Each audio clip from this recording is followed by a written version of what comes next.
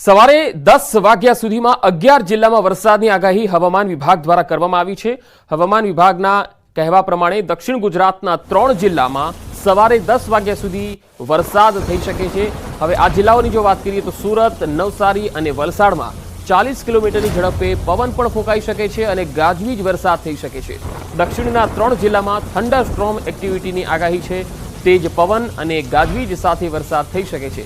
જ્યારે સૌરાષ્ટ્રની જો વાત કરીએ તો જૂનાગઢ, ગીર સોમનાથ, અમરેલી અને ભાવનગર આ વિસ્તારોમાં વરસાદની સંભાવના છે।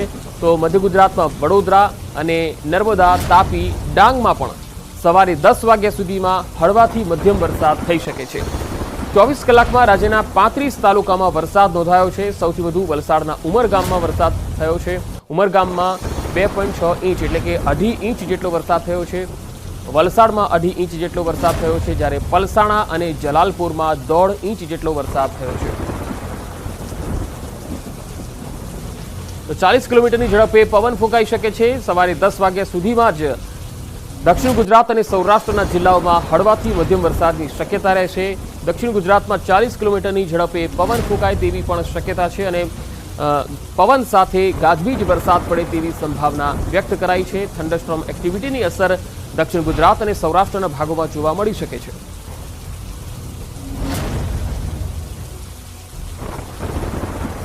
પાંચ દિવસ ગુજરાતમાં તોડી નાખે એવો વરસાદ પડશે। સૌરાષ્ટ્ર અને દક્ષિણ ગુજરાતમાં ડેમો છલકાશે।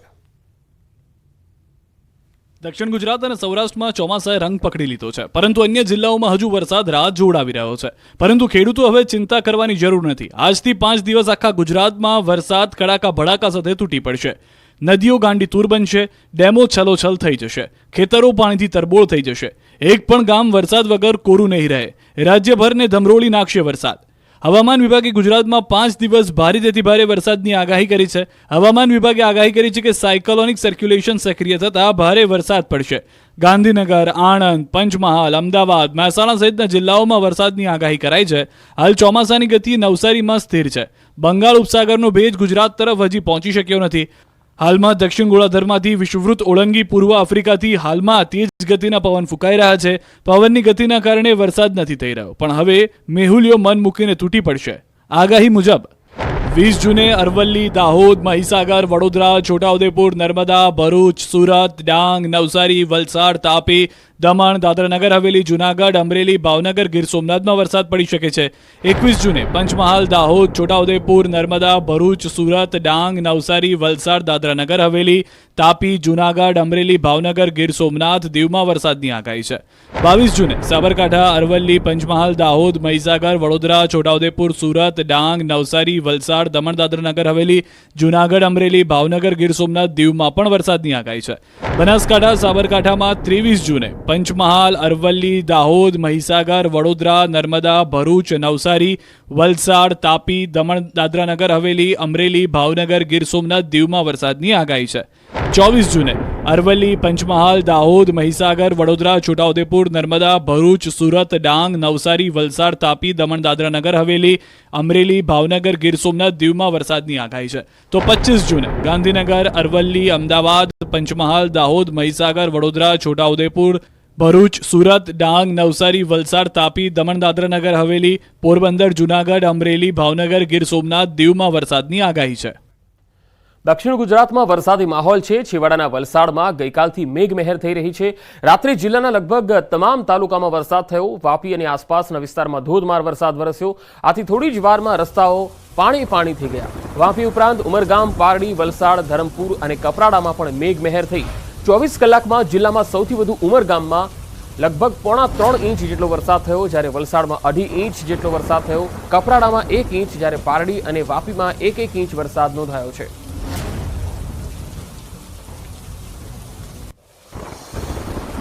વલસાડ જિલ્લામાં વરસાદની હેલી યથાવત છે। સવારથી જિલ્લાના તમામ તાલુકાઓમાં વરસાદ। વલસાડમાં ભારે વરસાદથી રસ્તા પાણી થયા છે। મોગરાવાડી અને છીપવાડ, ગરનાળામાં પાણી ભરાઈ ગયા। વાહન ચાલકો અને રાહદારીઓ મુશ્કેલીમાં મુકાયા। આજે પણ જિલ્લામાં ભારે વરસાદની હવામાન વિભાગની આગાહી છે।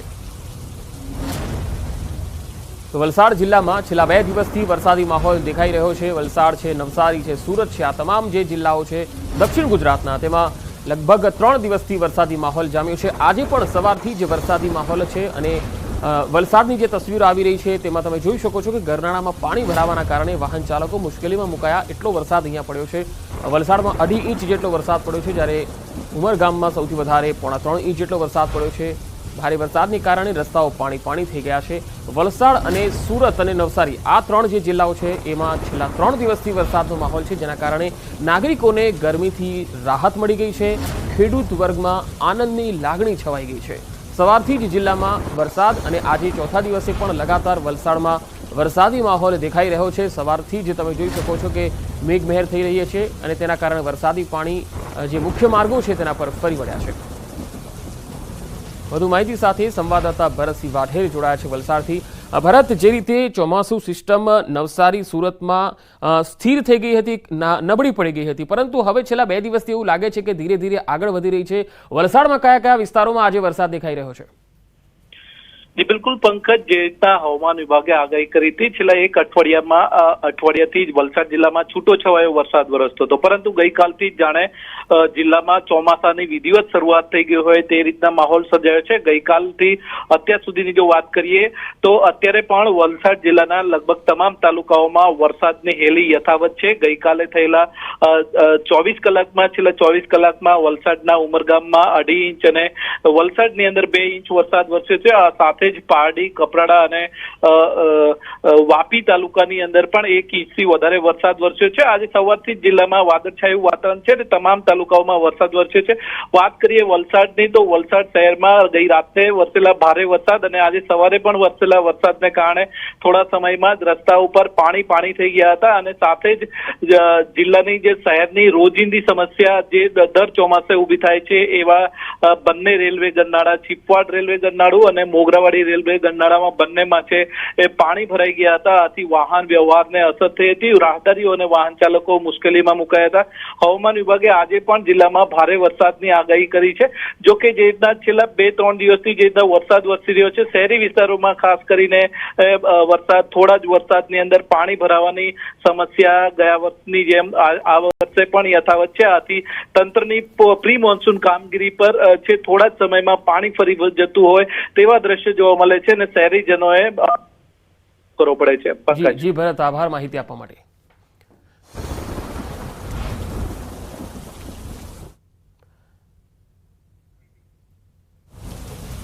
અને હવે સુરતથી જે તસવીર આવી રહી છે તેના પર નજર કરીએ. સુરતના માંડવી તાલુકામાં વરસાદી માહોલ જામ્યો છે. તસવીરોમાં જોઈ શકાય છે માંડવીના કરંજ વિસ્તારમાં ઝરમર વરસાદ શરૂ થઈ ગયો છે અને સવારથી જ અહીંયા વરસાદ જોવા મળ્યો. ગઈકાલે મોડી સાંજે પણ વરસાદ શરૂ થયો હતો.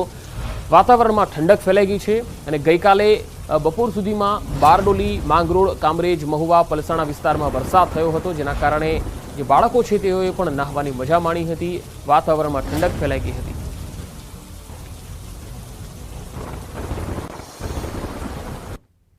પંચમહાલના યાત્રાધામ પાવાગઢના વાતાવરણમાં પલટો આવ્યો. વહેલી સવારથી ગાઢ ધુમ્મસ સાથે આહલાદક વાતાવરણ સર્જાયું. હિલ સ્ટેશન જેવો નજારો અહીંયા જોવા મળી રહ્યો છે. માહોલ વચ્ચે અહીંયા ભક્તો માતાજીના દર્શન પણ કરી રહ્યા છે. હાલ એક તરફ પંચમહાલ જિલ્લામાં મેઘરાજાનું આગમન નહીં થતા દિવસે ગરમી પડી રહી છે અને એ પણ કાળઝાળ ગરમી પડી રહી છે, તો બીજી તરફ વાતાવરણ બદલાઈ રહ્યું છે. તેના કારણે પાવાગઢ ડુંગર ઉપર ધુમ્મસને લઈ ઠંડકવાળું વાતાવરણ દેખાઈ રહ્યું છે.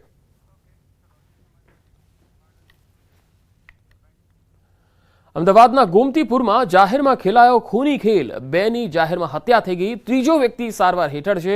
ગોમતીપુરના હાથીખાઈ ગાર્ડન પાસે અંગત અદાવતમાં હત્યા થઈ. તલવારના ઘા ઝીકીને હત્યા કરી દેવાઈ. મોહમ્મદ આમિર ઉર્ફે ભાંજો અને સબરેજ પઠાણ નામના યુવકની જાહેરમાં હત્યા થઈ ગઈ. ગોમતીપુર પોલીસે હત્યા કરનાર સમીર અને કમિલની સામે ગુનો નોંધીને વધુ તપાસ હાથ ધરી. એક આરોપીને ગોમતીપુર પોલીસે અટકાયત કરી લીધી છે. મૃતકો ડ્રગ્સ અને દારૂ પીને ખંડણી વસૂલતા હોવાનો પણ આરોપ છે. પાન પાર્લરવાળા સાથે બોલાચાલી બાદ મામલો બીચક્યો હતો. વધુ માહિતી સાથે સંવાદદાતા નવીન ઝા જોડાયા છે. નવીન, ગોમતીપુરમાં જે જાહેરમાં ખૂની ખેલ ખેલાયો, આખો આ મામલો શું હતો? પંકજ, અમદાવાદના ગોમતીપુર વિસ્તારમાં આવેલ હાથીખાઈ ગાર્ડન પાસે ગઈકાલ રાતે ખૂની ખેલ ખેલાયો છે, જેની અંદર 2 લોકોની હત્યા કરી દેવામાં આવી છે, ત્યારે એક હાલ પણ સિરિયસ છે અને કુલ 3 લોકોને ખૂબ જ ગંભીર ઈજા પહોંચી હોવાના સમાચાર રાતે મળતા, પરંતુ જેમાં 2 ના મોત થયા છે।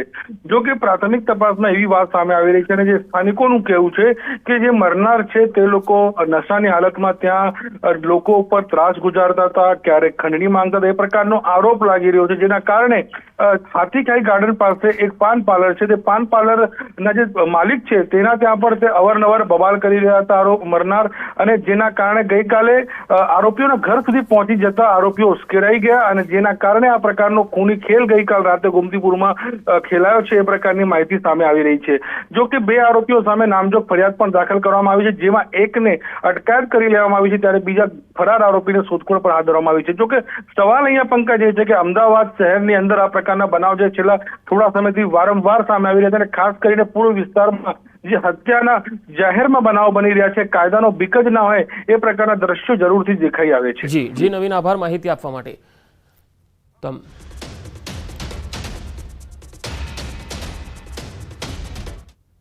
યુજીસી નેટની પરીક્ષા રદ કરવામાં આવી છે। પરીક્ષામાં ગેરરીતિની ફરિયાદ બાદ આ પરીક્ષા રદ કરાઈ છે। સીબીઆઈને તપાસની જવાબદારી સોંપાઈ છે।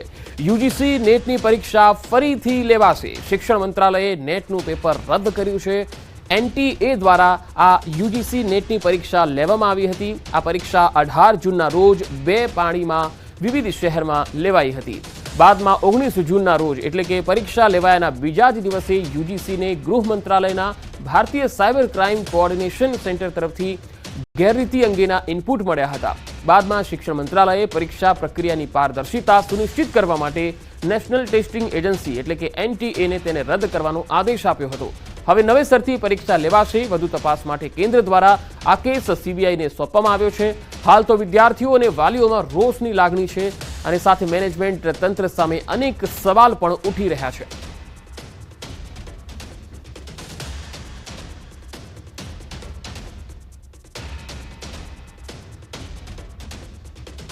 તો સીબીઆઈને તપાસની જવાબદારી સોંપવામાં આવી છે। યુજી નેટની આ પરીક્ષા જે 18 જૂનના રોજ લેવામાં આવી હતી અને એક દિવસ બાદ જ આ પરીક્ષાને રદ પણ કરી દેવામાં આવી અને જે લોકોએ આ પરીક્ષા આપી તે લોકોમાં હવે ભારે રોષની લાગણી છે, કારણ કે તેમણે મહેનત કરીને આ પરીક્ષા આપી હતી અને તેને હવે રદ કરી દેવામાં આવી છે। પરંતુ જે ઇનપુટ મળ્યા હતા તેમાં કોઈ ગેરરીતિ થઈ હોવાની ઇનપુટની માહિતી જ્યારે તેમને મળી ત્યારે આ બાબતે તુરંત એક્શન લેવામાં આવ્યું અને આ પરીક્ષાને રદ કરવામાં આવી। હવે પછી કોઈ પણ તારીખ ડિક્લેર થશે અને ત્યારબાદ નવેસરથી આ પરીક્ષા લેવામાં આવશે। પરીક્ષામાં ગેરરીતિની ફરિયાદ બાદ આ પરીક્ષાને રદ કરવાનો નિર્ણય લેવામાં આવ્યો। ઓએમઆર મોડમાં આ પરીક્ષા જે છે એ લેવામાં આવી હતી। એક જ દિવસમાં 2 શિફ્ટમાં 2 પાળીમાં આ પરીક્ષા યોજાઈ હતી અને પેપરમાં ગેરરીતિની શંકાને કારણે આ પરીક્ષા છે એને રદ કરવાનો વારો આવ્યો છે। કેન્દ્રએ આ તપાસ સીબીઆઈને સોંપી છે।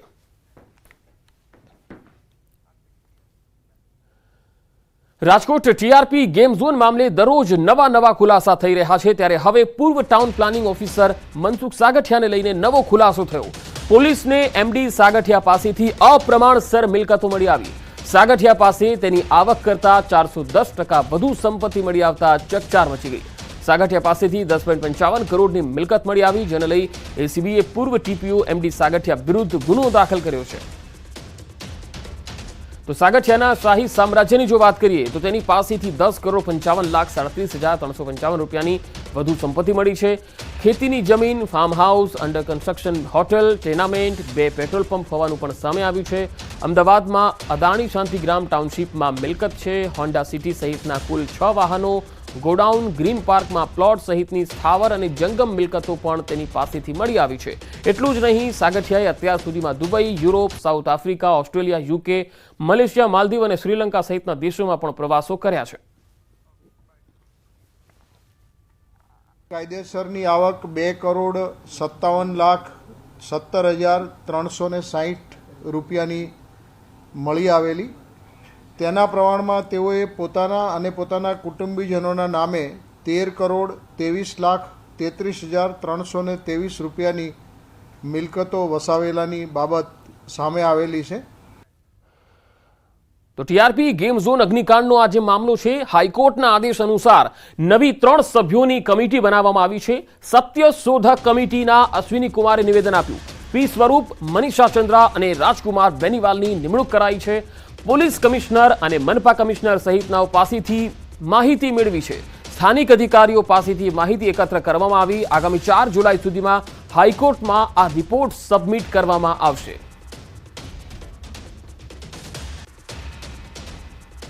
ફેક્ટ ફાઇન્ડિંગ કમિટીના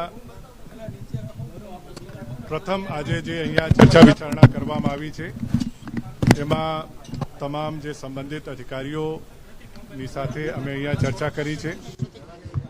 નામદાર હાઈકોર્ટના 13મી જૂનના હુકમ પ્રમાણે જે મુદ્દાઓને ઉપર તપાસ કરવાની થાય છે એ મુદ્દાઓ બાબતમાં તલસ્પર્શી તપાસ કરવાનો અમે આજે અહીંયા પ્રયાસ કર્યો છે. તો ટીઆરપી ગેમ ઝોન અગ્નિકાંડને લઈ મોટા સમાચાર આવી રહ્યા છે. ભારતીય ક્રિકેટ ટીમના ખેલાડીઓ પણ ગેમ ઝોનમાં ગયા હતા. શ્રેયસ અય્યર, અમન ખાન, સિરાજ પાટીલ સહિતના ખેલાડીઓ પણ અહીંયા ગયા હતા. ટીઆરપી ગેમ ઝોનના ઇન્સ્ટાગ્રામમાં વિડીયો પણ અપલોડ કરવામાં આવ્યો હતો. 20 ઓક્ટોબર 2022નો ઇન્સ્ટાગ્રામનો જે વિડીયો છે તે વાયરલ થઈ રહ્યો છે.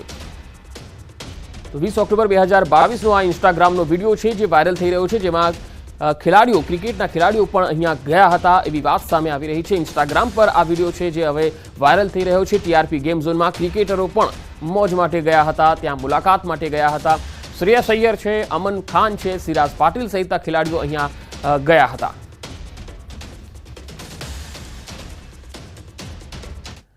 અમદાવાદમાં સ્કૂલો શરૂ થતા આરટીઓ એક્શનમાં છે. આરટીઓની ટીમે સ્કૂલ બસનું હાથ ધર્યું છે ચેકિંગ. સ્કૂલ બસોમાં નિયમોનું પાલન ન થતા દંડ ફટકારવામાં આવ્યો. School bus permit, fitness certificate અને વીમાના પેપરનું ચેકિંગ કરવામાં આવી રહ્યું છે. તો નિયમોનું પાલન ન થાય તો અહીંયા સ્થળ પર જ દંડ વસૂલ કરવામાં આવી રહ્યો છે. અમદાવાદમાં આરટીઓ એક્શન મોડમાં દેખાઈ રહ્યું છે. આરટીઓની ટીમે સ્કૂલ બસનું ચેકિંગ હાથ ધર્યું.